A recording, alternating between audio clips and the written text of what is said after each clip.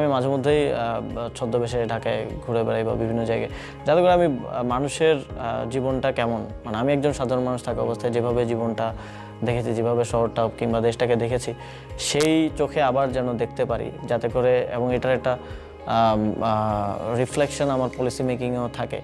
তাহলে আমি আসলে বাংলাদেশের মানুষ যেমন করে দেশটাকে দেখতে চায় সেভাবে আসলে কাজ করতে হবে। কিন্তু আমি যদি একটা বলের মধ্যে আটকে যাই, একটা বাবলের মধ্যে আটকে যাই, যেখানে সবাই প্রশংসা করে কিংবা সবাই কিছু পাওয়ার আশায় থাকে, তাহলে আমি একটা মিথ্যার মধ্যে আবদ্ধ হয়ে যাব আলটিমেটলি। তো এটাই চেষ্টা করি যে আসল চিত্রটা দেখার, বোঝার এবং সেই অনুযায়ী কাজ করার।